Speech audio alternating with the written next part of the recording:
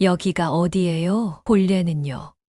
어머니 무서워요. 눈보라가 몰아치는 깊은 산속, 화려한 홀레 가마 안에서 들려오는 어린아이의 떨리는 목소리였습니다. 10살밖에 되지 않은 꼬마 신랑의 목소리였지요. 하지만 그 애절한 외침에 아랑곳하지 않고 더욱더 깊은 산길로 접어들었답니다. 제발요. 여기가 어디예요? 홀레 식장은 언제 가는 거예요? 아이의 목소리는 점점 더 떨렸습니다. 차가운 겨울바람이 가마 틈새로 스며들어왔고 아이는 온몸을 부들부들 떨었지요. 이 기구한 사연은 조선 중기 충청도 깊은 산골 마을에서 시작되었답니다. 신분의 벽이 하늘처럼 높았던 그 시절, 한 어린 소년에게 벌어진 믿기 힘든 일이었지요. 항상 건강하시고 구독과 좋아요로 함께 해주세요. 그리고 듣고 계신 지역을 댓글로 남겨주세요.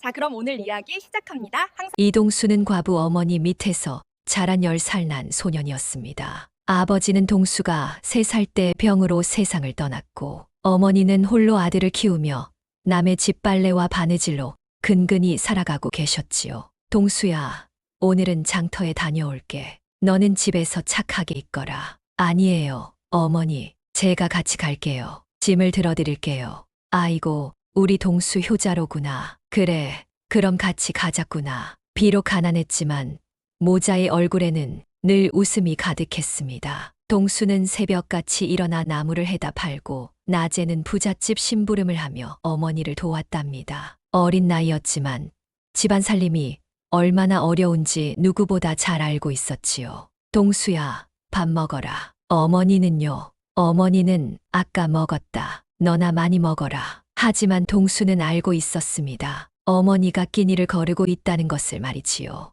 동수는 밥을 절반만 먹고 나머지는 어머니 앞에 밀었답니다. 어머니도 드세요. 저는 배불러요. 아이고, 우리 동수, 어쩜 이렇게 착할까. 어머니의 눈시울이 붉어졌습니다. 이렇게 착한 아들을 제대로 먹이지 못하는 것이 너무나 미안하고 속상했답니다. 마을 사람들은 모두 동수를 칭찬했습니다. 저 나이에 벌써 효성이 저렇게 지극하다니 참으로 기특한 아이로구먼. 맞아요. 우리 집 심부름을 시키면 말 한마디 없이 척척 해내더라고요. 저런 아이가 크면 분명 큰 인물이 될 텐데 안타깝게도 천민 신분이라 동수는 글을 배우지 못했습니다. 서당에 다닐 형편이 되지 않았거든요. 하지만 총명한 아이라 마을 훈장님이 지나가다 하시는 말씀을 듣고는 금방 외워버리곤 했답니다. 천자문이 뭐예요, 어머니? 그건 말이다.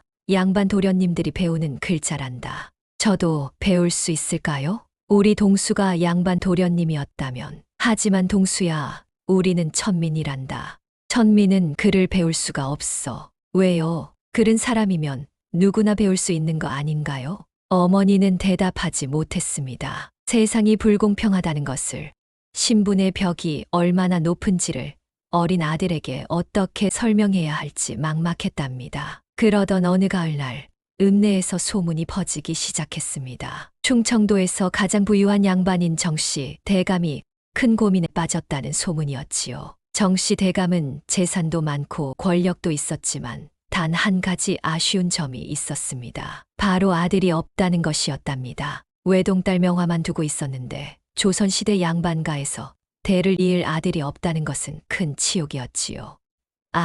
아들이 있어야 하는데 정씨 대감은 밤마다 고민해 잠을 이루지 못했습니다. 온갖 기도와 제사를 지냈지만 소용이 없었답니다. 대감마님, 큰일이 옵니다. 어느 날 무당 한 명이 정씨 대감 댁을 찾아왔습니다. 무슨 일인가? 제가 대감마님 댁에 오늘 보았사옵니다. 묘한 기운이 감돌더이다. 그래? 어서 말해보거라. 무당은 진지한 표정으로 입을 열었습니다. 교수께서 혼인을 하셔야 하옵니다. 그런데 보통 혼인이 아니라 천한 집안의 아이와 혼인을 하셔야만 댁에 귀한 아드님이 태어나실 것이옵니다. 뭐라고? 이게 무슨 황당한 소리냐? 정씨 대감은 펄쩍 뛰었습니다. 양반가의 딸을 천민과 혼인시키라니 있을 수 없는 일이었지요. 대감마님, 하늘의 뜻이 그러하옵니다. 만약 이를 거스르시면 대감댁은 대가 끊길 것이옵니다. 무당의 말에 정씨 대감의 얼굴이 굳어졌습니다. 그날 밤 정씨 대감은 측근인 박서방을 불렀습니다. 박서방, 좋은 꾀가 있네. 무슨 말씀이신지요? 형식상으로만 혼인을 치르면 되지 않겠는가? 혼례를 올리되 그 아이를 없애버리는 것일세. 박서방의 눈이 번뜩였습니다. 묘안이십니다.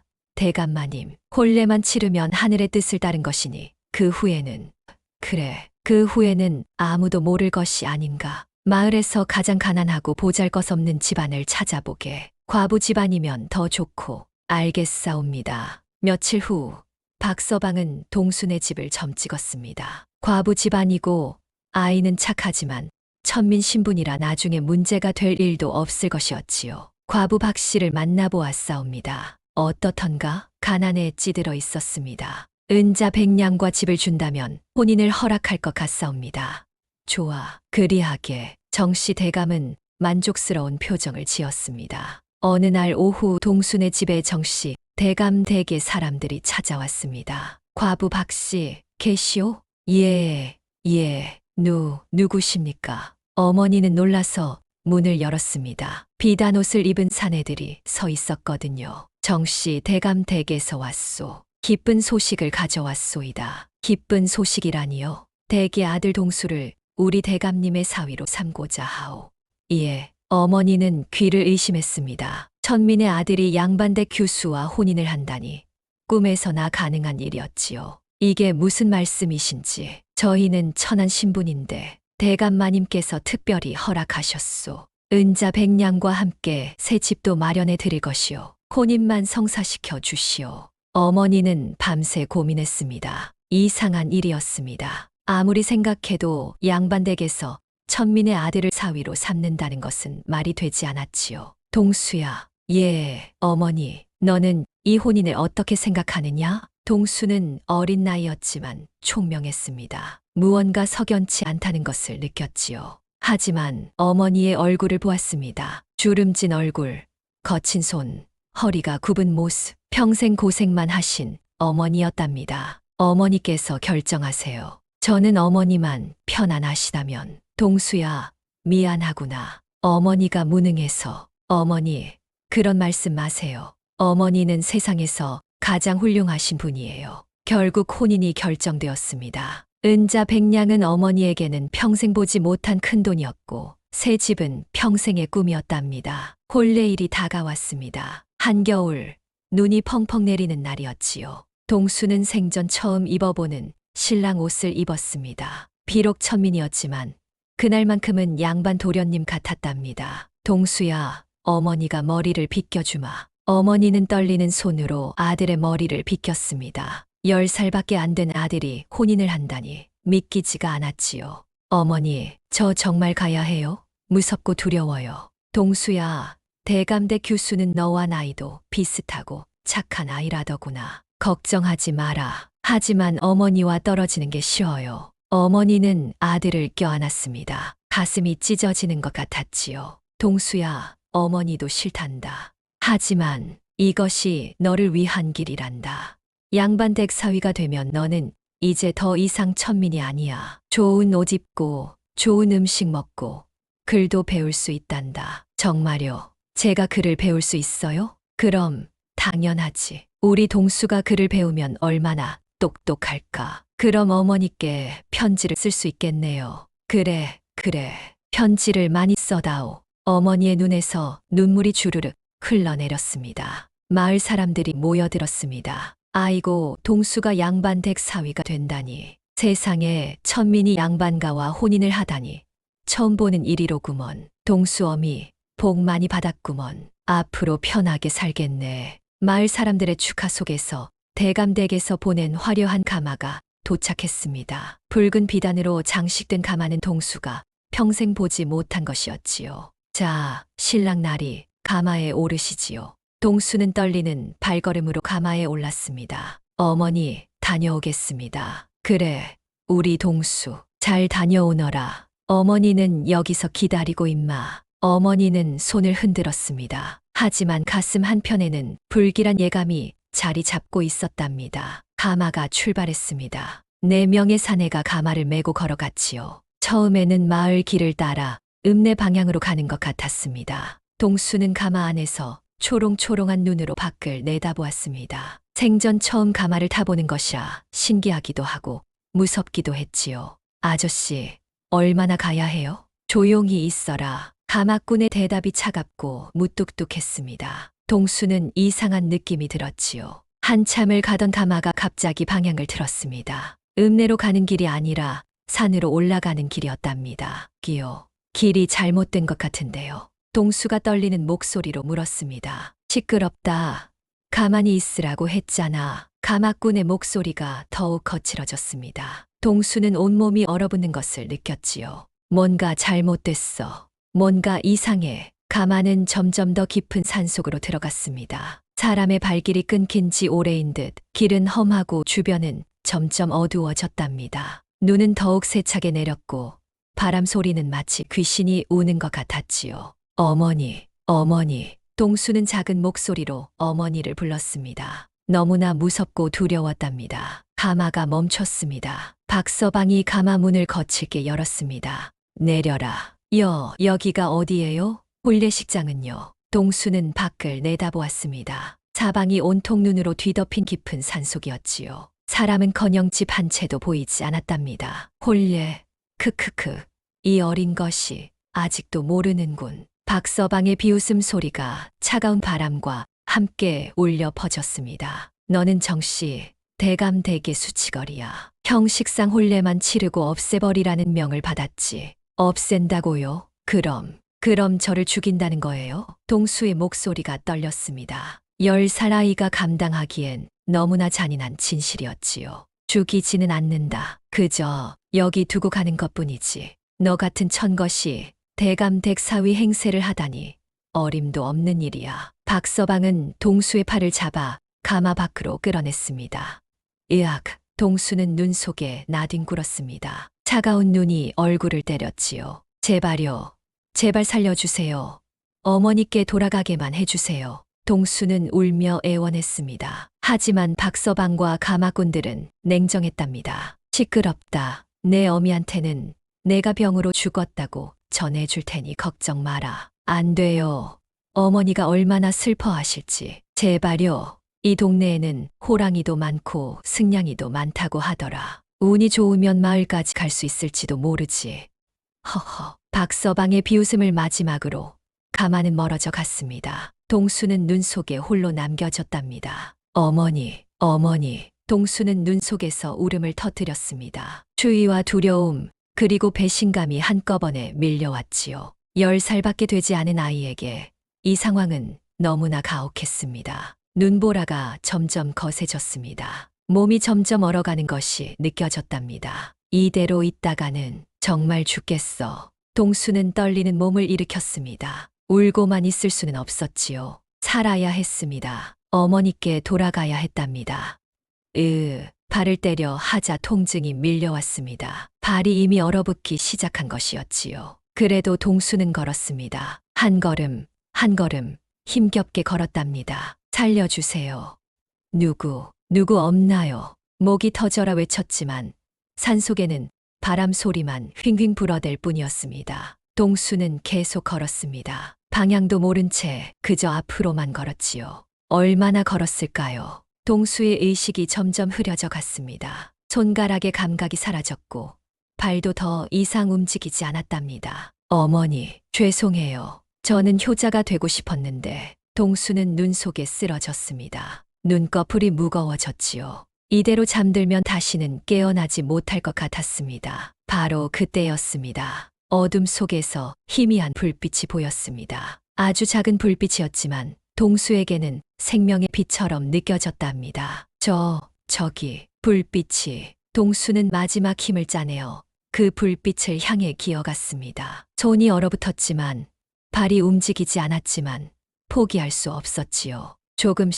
조금씩 가까워졌습니다. 불빛은 작은 암자에서 나오는 것이었답니다. 동수는 암자 문 앞까지 기어갔습니다.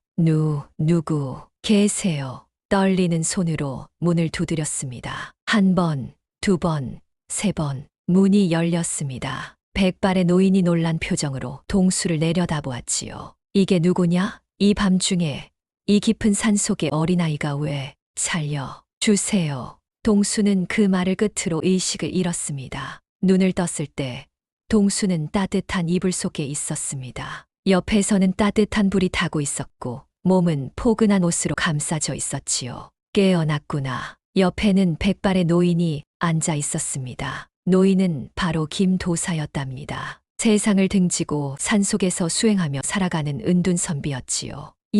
여기가 어디예요? 네, 안다. 내가 문 앞에서 쓰러져 있기에 데려왔지. 감사합니다. 정말 감사합니다. 동수는 눈물을 흘렸습니다. 살았다는 안도감과 함께 어머니 생각이 났답니다. 아이야, 울지 마라. 이제 안전하단다. 그런데 도대체 어떻게 된 일이냐? 이 깊은 산 속에 어린아이가 혼자 있다니. 동수는 김도사에게 모든 사연을 털어놓았습니다. 가난한 집안에서 자란 이야기, 갑작스러운 혼인 제안, 그리고 산속에 버려진 일까지. 들으면 들을수록 김도사의 얼굴이 굳어졌지요. 세상에 어린아이를 산속에 버리다니. 그 정실한 자는 사람도 아니로구나. 김도사는 분노로 주먹을 불끈 쥐었습니다. 도사님, 제가 어머니께 돌아갈 수 있을까요? 어머니가 얼마나 걱정하실까. 물론이다. 하지만 지금 당장은 어렵구나. 눈이 너무 많이 내려서 길이 완전히 막혔단다. 일단 며칠 쉬어야 할 것 같구나.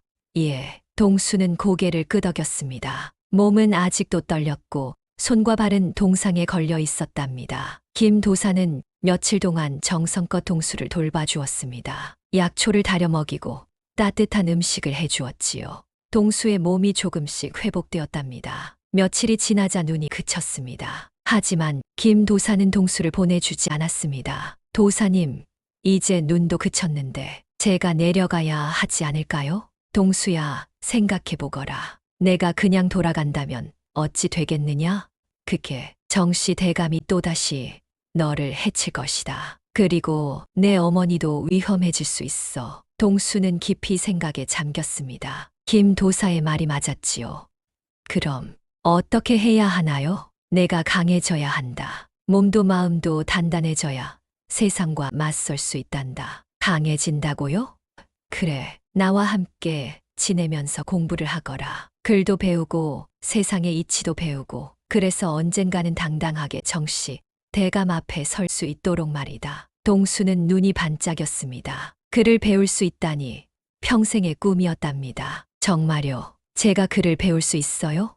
물론이지. 신분이 무슨 상관이냐. 배우고자 하는 마음만 있으면 되는 것이지. 하지만 어머니께서 너무 걱정하실 텐데. 김 도사는 잠시 생각하더니 말했습니다. 마을에 내려가는 약초꾼이 있단다. 그 사람 편에 내 어머니께 편지를 전하도록 하자. 내가 살아있고 곧 돌아갈 것이라고 말이다. 정말요? 감사합니다. 도사님. 동수는 김 도사에게 절을 했습니다. 그날부터 동수의 새로운 삶이 시작되었답니다. 김 도사는 엄격하지만 자상한 스승이었습니다. 매일 새벽 일찍 일어나 경전을 읽게 했고 낮에는 글을 가르쳤지요. 동수야, 이 글귀의 뜻이 무엇이냐? 그것은 하늘은 스스로 돕는 자를 돕는다는 뜻입니다. 그래, 알았구나. 그럼 내게 묻겠다. 지금 내 상황에 이 말을 어떻게 적용할 수 있겠느냐? 동수는 깊이 생각했습니다. 제가 열심히 공부하고 강해진다면 하늘이 저를 도와주실 것입니다. 그래서 언젠가는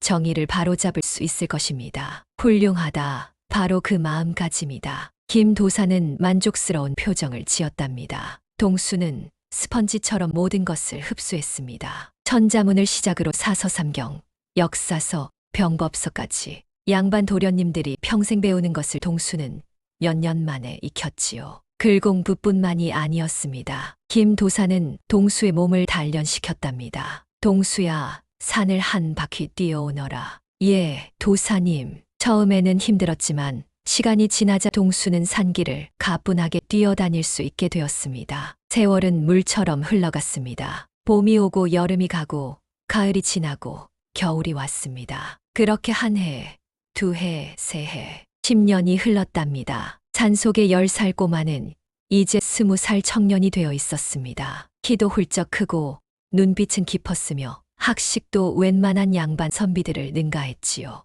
동수야, 이리 오너라. 어느 날 김 도사가 동수를 불렀습니다. 예, 도사님. 이제 때가 되었구나. 내가 세상으로 나가 정의를 바로잡을 때가 되었다는 말이다. 김 도사는 동수에게 하나의 보자기를 건넸습니다. 안에는 깨끗한 선비의 의관이 들어있었지요. 이것을 입고 과거를 보거라. 너의 실력이라면 충분히 급제할 수 있을 것이다. 하지만 도사님, 저는 천민인데 천민이 무슨 상관이냐. 실력만 있으면 되는 것이지. 그리고 내 이름을 바꾸어라. 지금부터 너는 김동수다. 내 성을 따르거라. 동수는 깊이 감동했습니다. 도사님, 이런 은혜를 어찌 갚아야 할지. 내가 잘 되는 것이 나에게 가장 큰 은혜란다. 가거라.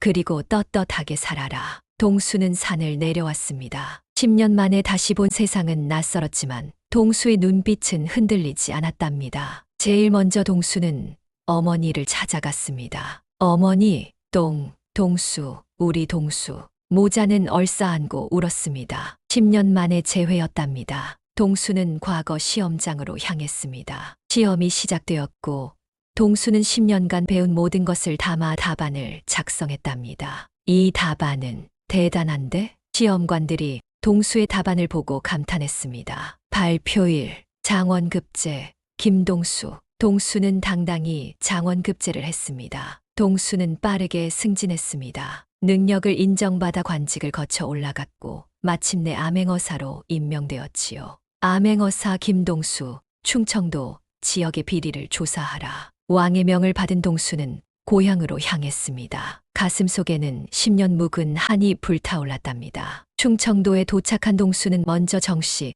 대감대에게 실상을 조사했습니다. 여러 백성들을 만나보았지요. 정씨 대감이 어떤 사람입니까? 겉으로는 선비 행세를 하지만 뒤로는 백성들의 세금을 착복하고 있습니다. 동수는 증거를 수집했습니다. 그리고 어느 날 밤 담을 넘어 정씨 대감 집으로 들어갔지요. 서재에서 불빛이 새어 나왔습니다. 창문 틈으로 들여다보니 정씨 대감과 박서방이 대화를 나누고 있었답니다. 대감마님, 그때 그 아이는 어찌 되었습니까? 10년 전 일을 왜 또 꺼내는가? 이미 죽었겠지. 산속에서 어린 것이 살아남을 리 없자는가? 하긴 제대로 처리했으니 걱정할 것도 없겠습니다. 그래, 덕분에 우리 집안은 아들도 낳고 번창하지 않았는가? 허허, 두 사람의 웃음소리가 들렸습니다. 동수는 주먹을 불끈 쥐었습니다. 이제 심판의 시간이다. 다음 날 아침 동수는 공식적으로 정씨 대감댁을 방문했습니다. 장원급제하신 김동수 나리께서 오셨다. 하인의 외침에 정씨 대감이 황급히 나왔습니다. 아이고 나리, 어인일로 이 누추한 곳에. 대감, 오래간만이십니다. 동수는 천천히 갓을 벗었습니다. 얼굴이 드러났을 때 정씨 대감의 얼굴이 새하얗게 질렸답니다. 네, 내가 설마 그때 그 아이 기억하십니까? 10년 전 홀레날 산속에 버려진 10살짜리 꼬마 신랑을요. 이 수가 어떻게? 대감은 뒤로 주춤거렸습니다. 어떻게 살아? 어떻게? 하늘은 저를 살려주셨습니다. 그리고 이렇게 돌아오게 하셨지요. 동수는 품에서 마패를 꺼냈습니다. 암행어사 출두야. 순간 주변이 조용해졌습니다. 정씨 대감과 박서방의 얼굴이 흙빛이 되었지요. 암행어사라고. 정씨 대감은 그 자리에 주저앉았습니다. 정씨 대감, 그대는 어린아이를 산속에 버려 죽게 하려 한 죄, 형식적 혼례를 빙자하여 하늘의 뜻을 농락한 죄, 백성들의 세금을 착복한 죄를 범했소. 나리, 제발 용서라고요? 10년 전 10살짜리 아이가 눈보라치는 산속에서 얼마나 무서웠을지 생각해 보셨습니까? 정씨 대감은 말문이 막혔습니다. 관아로 끌려간 정씨 대감과 박서방은 엄한 추궁을 받았습니다. 정씨 대감은 유배형에 처하고 재산은 몰수한다. 박서방은 곤장백대에 처한 후 변방으로 유배 보낸다. 판결이 내려졌습니다. 사건이 마무리된 날, 동수는 복잡한 마음이었습니다. 복수는 했지만 마음이 후련하지만은 않았답니다. 그때 누군가 동수를 찾아왔습니다. 혹시 이동수 나리이신가요? 돌아보니 20살쯤 되어 보이는 아름다운 여인이 서 있었지요. 그렇습니다만 당신은? 정명화입니다. 동수는 깜짝 놀랐습니다. 10년 전 자신의 신부가 될 뻔했던 바로 그 아이였답니다. 대감님의 딸이 제 아버지가 저지른 일 정말 죄송합니다. 명화는 눈물을 흘리며 깊이 절을 했습니다. 저는 그때 일을 전혀 몰랐습니다. 아버지께서 형식적인 혼례만 올린다고 했을 뿐 상대가 어떻게 되는지는 나중에야 알게 되었습니다. 고개를 드십시오. 당신의 잘못은 아닙니다. 동수는 명화를 일으켜 세웠습니다. 하지만 제 행복을 위해 한 아이가 희생되었다는 것을 알고 난 후로 하루도 편한 날이 없었습니다. 명화의 눈에서 진심 어린 눈물이 흘러내렸습니다. 저는 제가 할 수 있는 일이 무엇인지 생각했습니다. 그래서 아버지 몰래 가난한 사람들을 도왔습니다. 그것이 제가 할 수 있는 유일한 속죄였습니다. 동수는 명화의 말에서 진심을 느낄 수 있었습니다. 이제 그만 괴로워하십시오. 보시다시피 저는 무사합니다. 정말 용서해 주시는 건가요? 당신은 잘못한 것이 없습니다. 두 사람은 이야기를 나누었습니다. 명화는 착하고 순수한 여인이었답니다. 그렇게 시간이 흘렀습니다. 동수는 훌륭한 관리로 명성을 얻었고 명화는 가난한 백성들을 돕는 일에 헌신했습니다. 두 사람은 자주 만나게 되었고 서로의 마음을 알게 되었답니다. 어느 날 동수는 명화에게 청혼했습니다. 10년 전에는 강요된 혼인이었습니다. 하지만 이제는 진심으로 청합니다. 저와 함께 해주시겠습니까? 명화는 눈물을 흘리며 고개를 끄덕였습니다. 예, 거의 혼례식 날. 이번에는 아무도 동수를 속이지 않았습니다. 화려한 가마는 정식으로 동수를 모셔갔고 온 마을 사람들이 축하했지요. 어머니 보고 계시죠? 동수가 이렇게 당당하게 혼례를 치릅니다. 동수는 하늘을 올려다보았습니다. 파란 하늘에서 햇살이 따스하게 내려왔답니다. 김 도사도 혼례에 참석했습니다. 도사님, 정말 감사합니다. 허허, 잘 살았구나. 이제 내 길을 가거라. 착하게, 정직하게 살아가거라. 명심하겠습니다. 동수와 명화는 행복한 가정을 꾸렸습니다. 훌륭한 관리로 백성들을 돌보고 아들 셋과 딸 둘을 낳아 화목하게 살았지요. 동수는 김 도사를 서울로 모셔와 극진히 봉양했습니다. 도사님은 행복한 여생을 보내다 편안히 세상을 떠났답니다. 세월이 흘러 동수가 나이 들었을 때 손자가 물었습니다. 할아버지, 인생에서 가장 중요한 것이 무엇이었어요? 동수는 잠시 생각하다가 대답했습니다. 포기하지 않는 것이란다. 아무리 어려운 상황에서도 하늘은 포기하지 않는 자를 결코 버리지 않으신다. 그리고요, 진실은 언젠가 반드시 밝혀진다는 것이지. 나쁜 일을 한 사람은 반드시 그 대가를 치르게 되고 착한 마음은 반드시 보상을 받게 된단다. 손자는 고개를 끄덕였습니다. 동수는 창밖을 바라보았습니다. 어린 시절 산속에서 혼자 떨었던 그 추운 겨울밤이 떠올랐지요. 하지만 그 고통이 있었기에 지금의 행복이 더욱 소중하게 느껴졌답니다. 오늘의 이야기가 당신의 마음에 작은 울림을 드렸다면 구독과 좋아요로 응원해 주시기 바랍니다. 댓글로 당신의 생각을 나눠주신다면 더욱 감사하겠습니다. 세상을 살다 보면 때로는 억울한 일을 당할 수도 있습니다. 하지만 진실은 반드시 밝혀지고 착한 마음은 하늘이 보살핀다는 것을 기억하십시오. 당신의 오늘이 인생 최고의 하루가 되길 응원하겠습니다.